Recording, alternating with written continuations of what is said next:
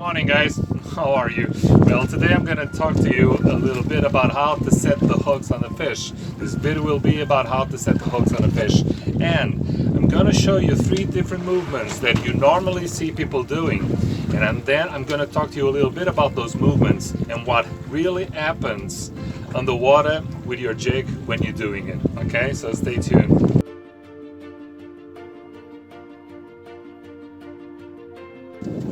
Well guys, I'm gonna start showing you the first movement, okay? What is the first movement that you actually see people doing? Well, when usually you're jigging, right? So you're jigging.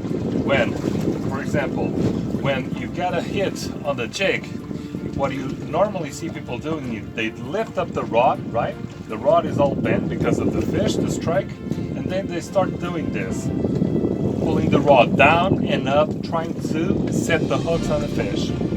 The second movement that you usually can see some Japanese seminars on some Japanese videos. But if you don't understand Japanese, you'll have the I don't understand Japanese also, but as long as you progress and you start learning on slow pitch jigging, you will be able to translate those movements even if you don't know what they're saying, okay? But I'm going to show you now, and I'm going to explain to you what they actually do.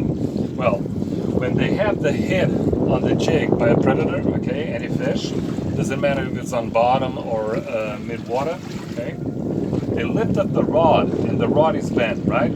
So what they do is they take all the line, the main purpose of that movement is to take all the line, slack, and the elasticity of the line and leader and the rod from the equation, okay? They need to do this as fast as they can to lower the rod against the fish, and then to set the hooks. They use the rod to push the rod backwards, and when they move the rod forward, they reel in, okay? This is how they set the hooks. Usually they change their hands up to this side. It will be much easier to do this movement, okay?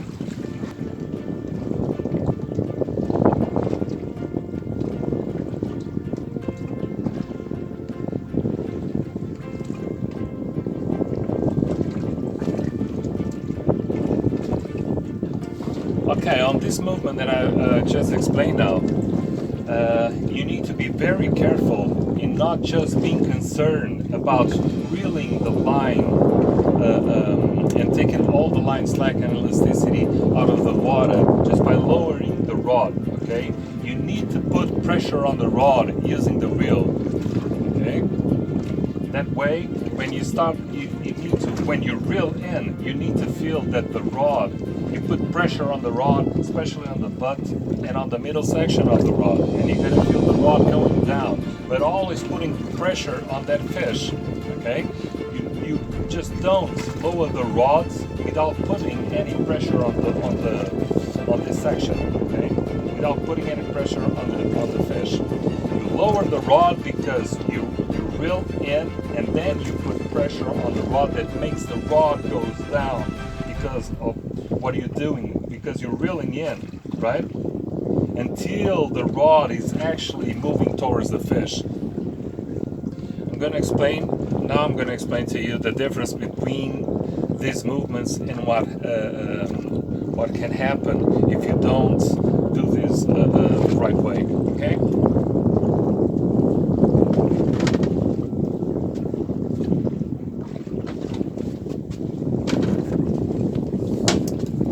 Okay guys, now I'm going to show you what really happens. It happens if you don't make this procedure, these movements in the right way, okay? Well guys, now I'm going to show you, and I'm going to, well now guys, now I'm going to show you what really happens on the water well guys, now I'm going to show you,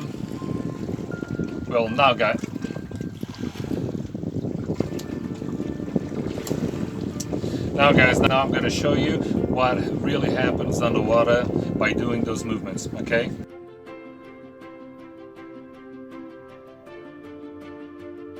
Well guys, let's start on the first. Let's talk about a little bit about the first movement. Okay, I'm going to use this jig to represent what's going to happen on the water. Okay, I put this double assist hooks. One of them is cut off, as you can see. Okay, I'm going to use this just to exemplify and to show you what happens. Well, first of all predators, being mid-water column predators like tuna, amberjack, you know, the ones that live and feed on a water column level. You've got also on the bottom fish that feed on the bottom. They have different ways of feeding and striking the jigs. We need to understand that. We're not talking about a little piece of lead that we use in work and that has different movements on the uplift, on the downlift when they fall. The main problem of this is we need to think and look at the lead as a bait fish, a squid, something they're looking and targeting. This if we think that the predators on that first microseconds kill their prey and shake their heads, if we do this on the first movement, lower our rod up and down, we're gonna do this. What is gonna happen? That predator that is killing his prey on that few seconds, on those seconds, the first seconds, is shaking his head. So you're lowering up and down. You're gonna take that hook out of his mouth while he's doing this. So I won't advise you to do this.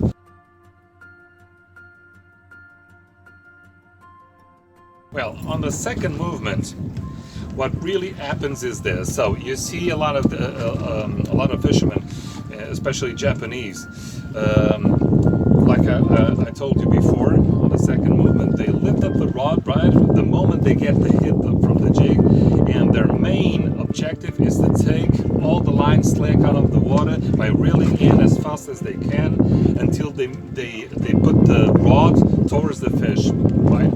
To take all the elasticity out of the water along the water column. Okay, so we're talking about our leader, our braid, and our rod. Okay, because no matter it's a soft action rod or a fast action rod, it has elasticity, and we don't want that on the first few microseconds or seconds that the predator is killing his prey. Okay, we want this stretch as much as we can in order for the predator on those few first seconds can take that hook out of his mouth. Okay, it's very important. Well, there's a catch on this movement. If you lower the rod faster than you reel in, what is going to happen is this: the predator is going to strike that jig, okay, and the jig is starting it's going to fall, right? Because you're lowering, you're not putting any pressure on that rod because of the reel. If you're just concerned in putting the rod down and then reeling in, what's going to happen is that jig's going to go straight to the bottom. The fish going to have some relief from you, okay, instead of you taking all the line and putting the pressure on the rod. So the jig is going down, the fish is still striking with moving that jig, and it's going to happen the same thing. Well, not talking about this happens all the time, okay. I'm telling you that the first and the second movement that I'm explaining to you have a big percentage of the fish being able to take the hooks out of his mouth if you don't make the right procedure, okay?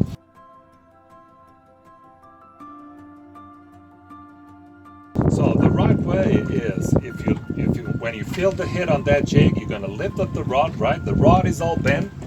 Then what are you going to do?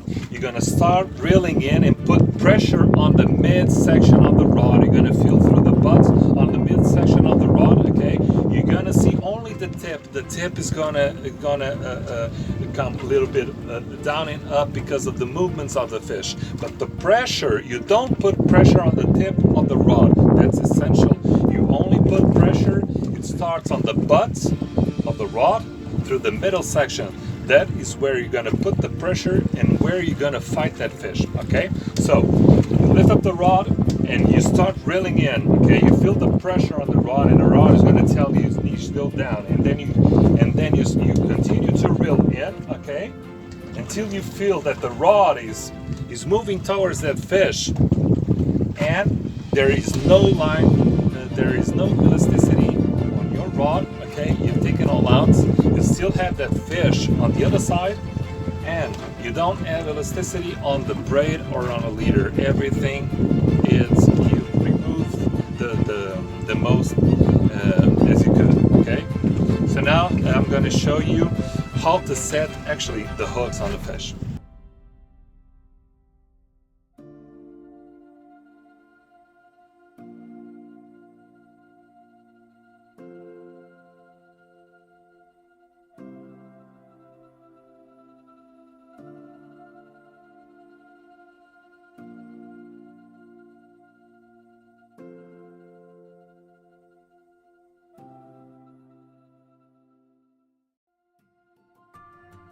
Is every fish do the same. When it's time to escape, imagine if they hit the bottom double assist hooks. Okay, the fish hit that hook, and then he's gonna make his movement. What he's gonna do is gonna turn his head up to the bottom, and he's gonna try to surge and try to escape from that jig. This is the time when the upper assists, in this case, on the double assist on the head of the jig, is going to attach to the body of the fish, okay, and secure the fish on with 4 hooks. That's good. What is going to happen is when the fish move towards, okay, imagine if it's a bottom fish, it's 5 meters off the bottom, he turns his head down, the jig attached to his body, and he's coming down. What's going to happen is we already have our rod turning against that fish, so we don't have elasticity, no more elasticity on through the water column. Okay, so what's happening is that fish is gonna stretch, continue to stretch, and then it's when we're gonna set the hooks on the fish.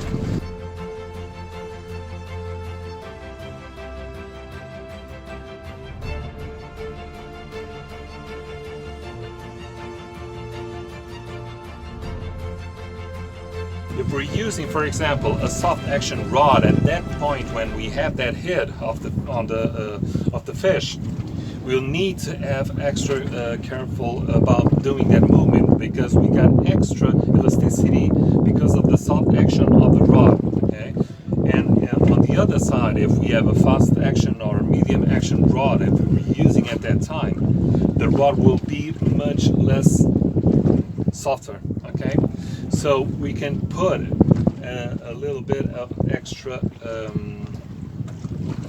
pressure on the midsection and on the butt section of that rod. Okay, it's going to help us to perform that movement and set and not be able the fish to take that jig or those hooks out of his mouth. Okay.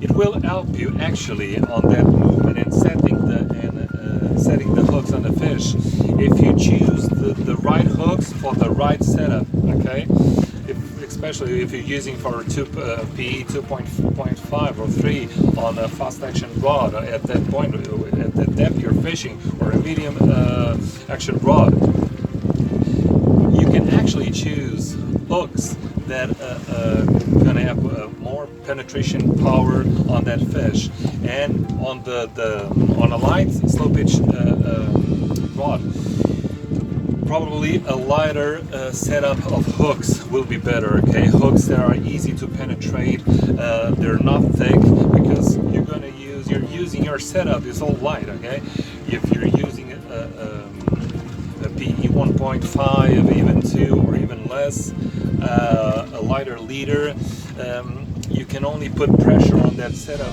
to a certain point. After that, everything can break. Okay, the hooks can open, your leader can break, the knots, something's gonna happen. Okay, so for me it's all about balance. Okay, and having the right setup for the right job.